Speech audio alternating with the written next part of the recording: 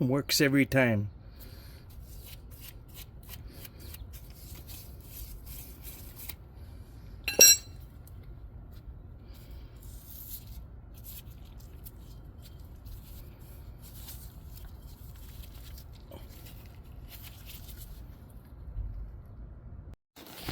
So today we are working on a 2019 Honda Civic, and we are going to be replacing the left rear hub assembly, the wheel bearing. I just wanted to show you the trick that I always use these days, and it works pretty much almost all the time on cars and trucks. And so I already have a video of doing the right rear, so I'll post a link on the screen for that. And so I'm just going to show you on the trick that I typically use to remove the hub. I already have the new hub assembly, and so it's the job is almost done. I was going to say that I typically use the Astro Pneumatic, the last chance set, the bolts and nuts, in which you need to hammer out a stud and to place it on the backing plate, and where it will do the least damage, minimal damage to the backing plate. I placed the bolt over here on the backing plate bolt, so there's very minimal damage on the backing plate and the bolt to get the hub out. So I already have the hub out. There's also another tool that you can use either by Lyle or a brand called OMT from Amazon. So it comes with a plate, and so this one it comes with the plate. So you mount it on the hub. You install the two washers that's in the kit, and then the lug nuts, and then there's the, I guess you call it the anchor or the forcing screw bolt or whatever. So you just place it here, but it would not work for this application because I wanted specifically on the bolt here. You can use you can use the ears on the caliper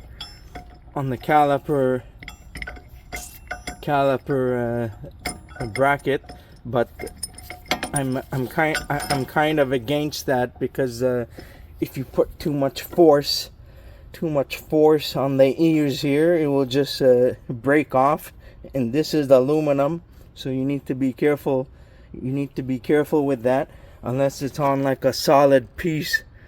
Unless it's like if you have a steering knuckle that has like a solid piece area in which you can put it through, and then that's probably okay. It will do a little bit of damage, but it's fine.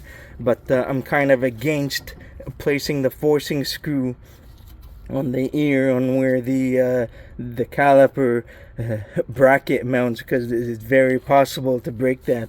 And so that's the reason why I did not use this tool. I just use the Astro Pneumatic, the bolts and nuts, and that's fine. And this one I just I put it through here, the whole opening. You'll have to hammer out a stud. You have to hammer out a stud to make the whole opening. And so I think that that Lyle also makes a similar one that's like this.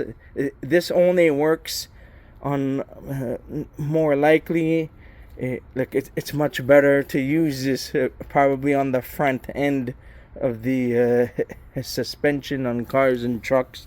The only issue, again, I just advised against placing it here, because it's possible to bend and break this, and then you're going to have a whole lot of a big mess and a bigger job to do. If that breaks, then you have to replace the entire steering knuckle.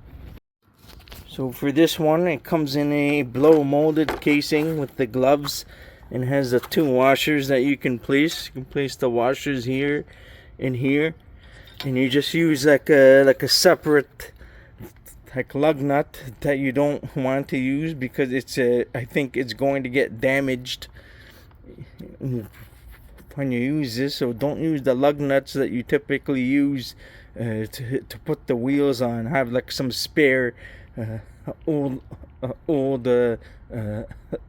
lug nuts to mount this in place.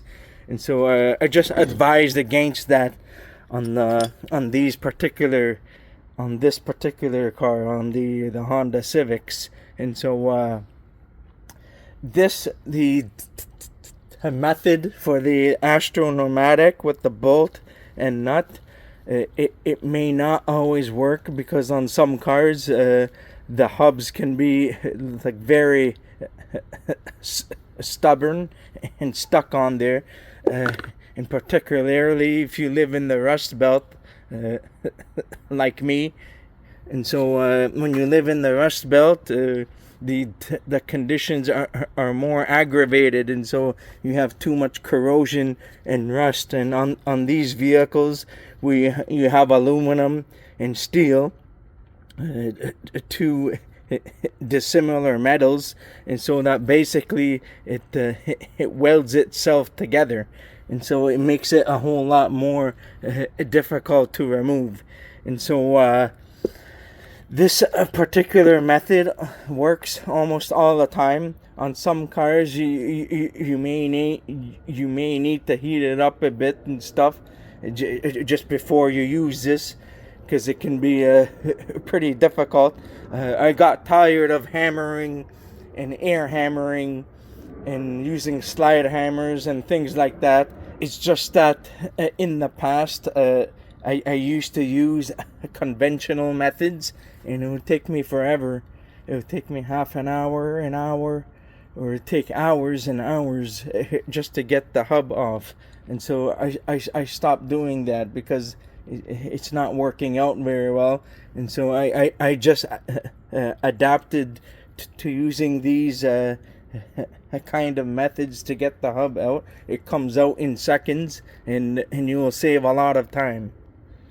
I just hope that I'm not saying the same thing over and over again, but I just wanted to give you guys the tips and tricks on how to save yourself a bunch of time and headaches, because the old conventional ways is just it takes too much time and effort.